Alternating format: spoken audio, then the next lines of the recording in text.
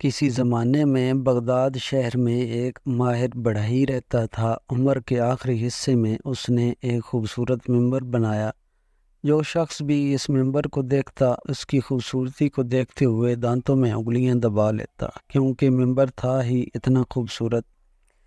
آہستہ آہستہ اس ممبر کی شہرت پھیلنے لگی، اور اتنی پھیلی کہ بغداد میں رہنے والا ہر امیر شخص اس بڑھئی سے کہتا کہ یہ ممبر اسے فروخت کر دو تاکہ میں اسے فلاں مسجد میں عطیہ کر دوں۔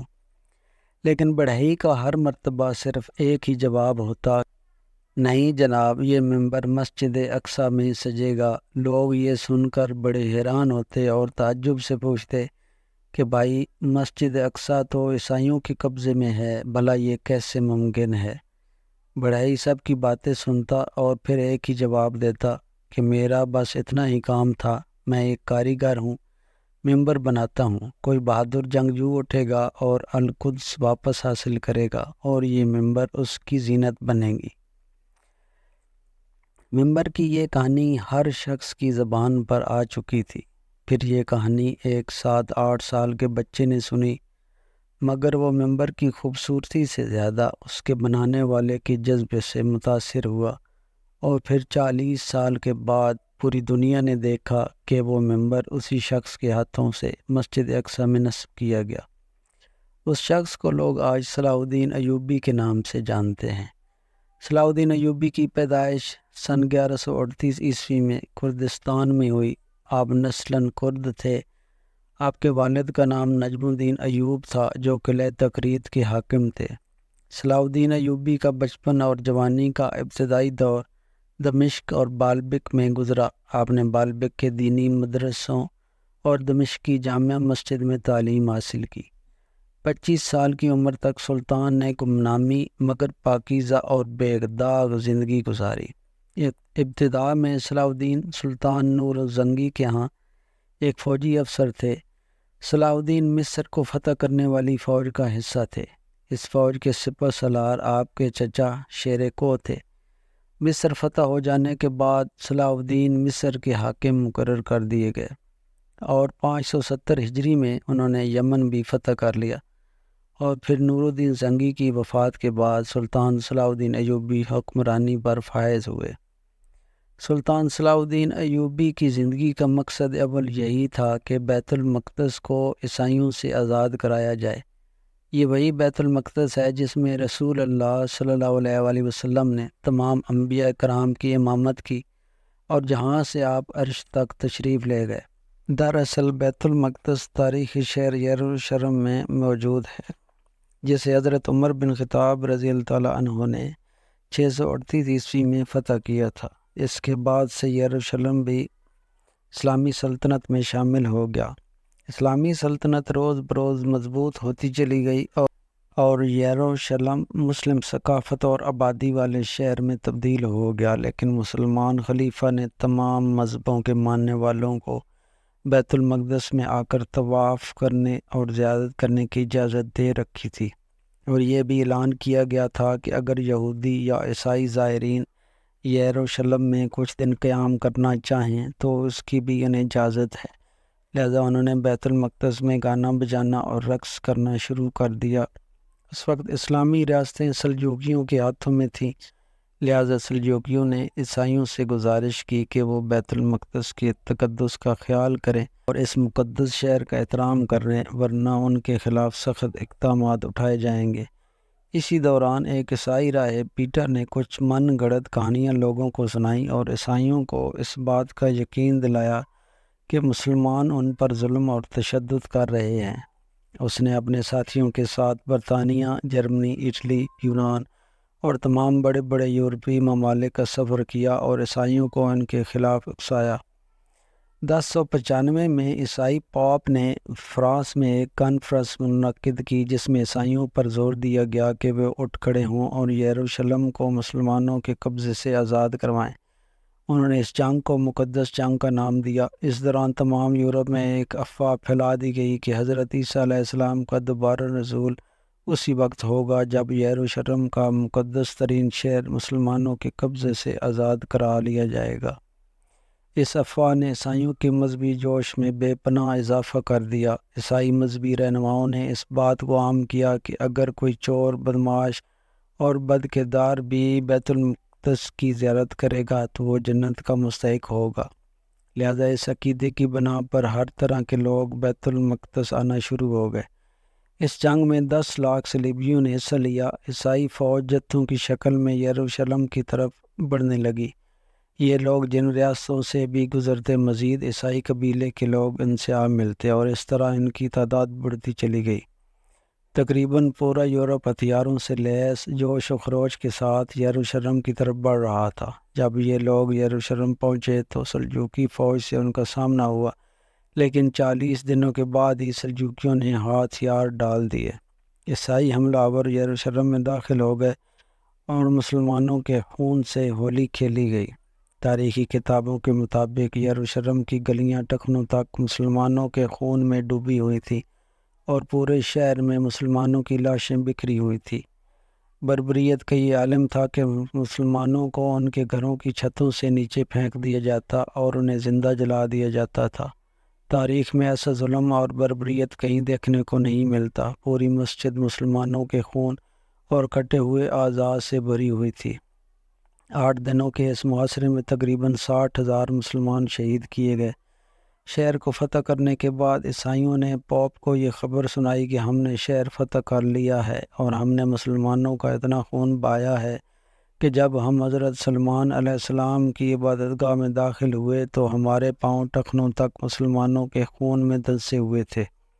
یروشلم پر عیسائیوں کے قبضے کے بعد پوری مسلم دنیا پریشان تھی، لیکن خلیفہ اتنا کمزور تھا کہ کچھ نہ کر سکتا تھا۔ جلد ہی یروشلم پر قبضہ کرنے والے عیسائی فوج کو پورے یورپ کا سہارا مل گیا اور انہوں نے فلسطین، شام اور اردن کے علاقوں پر بھی قبضہ کر لیا اور وہاں بے دریغ مسلمانوں کا قتل عام ہوا، عورتوں کی عزت لوٹی گئی اور طرابلس میں مسلمانوں کی اس عظیم لائبریری کو جلا دیا گیا جہاں فلسفہ اور سائنس کے موضوعات پر تقریباً 19 لاکھ کتابیں موجود تھیں۔ لیکن ہر عروج کو ایک دن زوال ہے، لہذا حالات نے اس وقت کروٹ بدلی جب سلطان صلاح الدین ایوبی مصر کا حاکم بنا۔ سن 1186 میں عیسائیوں کے ایک فوجی جتھے میں ریجنالڈ کی رہنمائی میں مدینہ پر قبضے کی غرض سے حجاز مقدس پر حملہ کر دیا۔ لہذا صلاح الدین ایک لشکر لے کر ریجنالڈ کے تعاقب میں نکلا اور حطین کے مقام پر دونوں آمنے سامنے ہو گئے۔ لہذا سن 1186 کو حطین کے اس مقام پر تاریخ کی ایک خوفناک جنگ لڑی گئی، جس میں سلطان نے دشمن کے لشکر پر ایسا آتش گیر مادہ ڈلوایا کہ زمین پر آگ بھڑک اٹھی۔ نتیجہ یہ ہوا کہ 30,000 عیسائی ہلاک ہوئے اور تقریباً اتنے ہی قیدی بنا لیے گئے۔ ریجنالڈ گرفتار ہوا اور سلطان نے اپنے ہاتھ سے اس کا سر قلم کیا۔ حطین کی خبر آگ کی طرح عیسائی دنیا میں پھیل گئی اور پورے یورپ میں صلاح الدین کا خوف بیٹھ گیا، جس نے مٹھی بھر لشکر کے ذریعے 60,000 عیسائیوں کو دھول چٹا دی۔ حطین کی فتح کے بعد سلطان نے بیت المقدس کی طرف رخ کیا اور کئی ہفتوں تک خون ریز جنگ کے بعد عیسائیوں نے ہتھیار ڈال دیے۔ بیت المقدس پورے 91 سال بعد دوبارہ مسلمانوں کے قبضے میں آیا۔ فتح کے بعد سلطان صلاح الدین نے قیدیوں کے ساتھ منصفانہ سلوک کیا۔ آپ نے ہر قسم کی لوٹ مار سے لوگوں کو منع کیا، قتل عام کو روکا اور شہر میں موجود تمام عیسائیوں کو معافی دے دی۔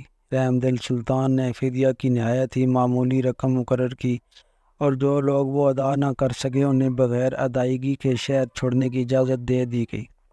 سلطان نے جس طرح عیسائیوں اور یہودیوں سے برتاؤ کیا تھا، اس طریقے سے اس نے مغرب کے لوگوں کے دل جیت لیے، لیکن یورپ کے صلیبی حاکموں کو یہ شکست منظور نہ تھی، لہذا انہوں نے لڑائی کی تیاریاں شروع کر دی۔ جرمنی، اٹلی، فرانس اور انگلستان سے فوجیں فلسطین روانہ ہوئیں اور انگلستان کا بادشاہ رچرڈ شیر دل 6 لاکھ فوج لے کر فلسطین پہنچ گیا۔ مسیحی دنیا نے اس سے پہلے اتنی زیادہ تعداد میں فوج ابھی تک فراہم نہیں کی تھی۔ یہ عظیم الشان فوج عکا کے بندرگاہ پر پہنچی اور انہوں نے عکا کو فتح کر لیا۔ عکا کی فتح کے بعد صلیبیوں نے فلسطین کی بندرگاہ اسکالان کا رخ کیا، جہاں سلطان صلاح الدین ایوبی سے ان کا 12 مرتبہ مقابلہ ہوا۔ اس مقابلے میں سلطان نے جواں مردی اور بہادری کی مثالیں پیش کیں، لیکن چونکہ کسی بھی مسلمان حکومت یا خاص کر خلیفہ بغداد سے کوئی مدد نہ پہنچی، لہذا سلطان کو پیچھے ہٹنا پڑا۔ اس دوران میں سلطان نے بیت المقدس کی تیاریاں مکمل کیں، کیونکہ اب صلیبیوں کا اگلا نشانہ بیت المقدس تھا۔ 1190 میں تیسری صلیبی جنگ کا آغاز ہوا، جس میں سلطان کے مٹھی بھر لشکر نے یورپ کی عظیم فوج کا بڑی جرأت مندانہ مقابلہ کیا۔ جب فتح کی کوئی امید باقی نہ رہی تو صلیبیوں نے آخرکار صلح کی درخواست کی۔ مورخین نے لکھا ہے کہ جنگ کے دوران بادشاہ رچرڈ شیردل اور سلطان صلاح الدین کا آمنا سامنا ہوا تو سلطان کے ایک ہی وار سے رچرڈ کا گھوڑا گر پڑا اور مر گیا۔ رچرڈ بے بسی کی حالت میں کھڑا تھا۔ سلطان چاہتا تو ایک ہی وار میں اس کا کام تمام کر سکتا تھا، لیکن یہ سلطان کی اعلیٰ ظرفی تھی کہ ایک بے بس شخص پر ہاتھ اٹھانا اسے گوارا نہ کیا۔ اس نے اپنے سپاہی کو حکم دیا کہ بادشاہ کی خاطر ایک گھوڑا لیا جائے تاکہ وہ گھوڑے پر بیٹھ کر مقابلہ کرے۔ سلطان کی اس فیاضی اور رحم دلی سے رچرڈ اتنا متاثر ہوا کہ اس نے لڑنے سے ہی انکار کر دیا۔ لہذا رچرڈ اور صلاح الدین کے درمیان معاہدہ طے پایا، جس کے مطابق بیت المقدس مسلمانوں کے قبضے میں رہا اور تمام مذاہب کے زائرین کو یروشلم آنے کی اجازت ملی۔ سلطان نے نہ صرف یہ کہ ان زائرین کو ہر قسم کی آزادی دی، بلکہ اپنی جانب سے لاکھوں زائرین کی دعوت و آسائش اور رات کے انتظامات بھی کیے۔ سلطان کا غیر مسلموں سے سلوک عین اسلامی تعلیمات کے مطابق تھا، اور یہ اس بات کا ثبوت ہے کہ اسلامی حکومت میں غیر مسلموں کے حقوق بھی اس طرح محفوظ ہوتے ہیں۔ مسلمانوں کی اپنی تمام تر فتوحات اور سلطنت کے باوجود صلاح الدین نے انتہائی سادگی اور فقر کی زندگی گزاری۔ 5 امیر ترین سلطنت یعنی شام، ایران، مصر، حجاز اور یمن کا مالک ہونے کے باوجود ان کا اپنا کوئی گھر نہیں تھا۔ پوری زندگی عام سپاہیوں سا لباس پہنا۔ زہد کا یہ عالم تھا کہ ان کے پاس کوئی زمین یا جائیداد تک نہ تھی۔ پوری زندگی حج کی تمنا میں کاٹ دی، مگر مالی تنگی اور غربت نے آپ کو اتنا موقع تک نہ دیا کہ بیت اللہ تک کا سفر کر پائیں۔ سن 1193 میں 55 سال کی عمر میں آپ کی وفات ہوئی۔ وفات کے بعد آپ کے گھر سے صرف 47 درہم برآمد ہوئے۔ اس رقم سے ان کی تدفین تک نہیں ہو سکتی تھی، چنانچہ آپ کے کفن دفن کے اخراجات دمشق کے قاضی نے اپنی جیب سے ادا کیے۔ آج وہی سرزمین شام اور سرزمین قدس جہاں پر مسلمانوں پر مظالم کے پہاڑ توڑے جا رہے ہیں، یہ سرزمین آج پھر سے ادھر ادھر نظر دوڑا کر کسی صلاح الدین ایوبی کا انتظار کر رہی ہے، لیکن تمام امیدوں کے باوجود بھی کسی سلطان کی آمد دکھائی نہیں دیتی۔ القدس جو آج بدقسمتی سے یہود کے پنجے میں جکڑا ہوا ہے، آج سلطان کا مفتوح بیت المقدس یہودی تسلط میں کسی صلاح الدین کا منتظر ہے۔ لیل و نہار کی کتنی گردشوں نے قبل اول کی آہ و کرار سنی ہوگی۔ ظلم و ستم کی یہ سیاہ رات اب بہت طویل ہو چکی ہے۔ صبح امید کی تلاش اب دم توڑنے کو ہے۔ گردش وقت کسی بڑھئی اور بچے کی تلاش میں ہے جو کسی ممبر کو بیت المقدس میں نصب کرنے کا ارادہ رکھتا